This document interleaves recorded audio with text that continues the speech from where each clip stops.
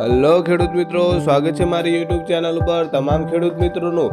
જ્યાં ખેડૂત મિત્રો ગુજરાતની ગંજ બજારમાં ચાલી રહેલા એરંડાના ભાવ વિશે જાણકારી માટે અમારા વિડીયોને અંત સુધી જોવાનું ચૂકતા ના ખેડૂત મિત્રો।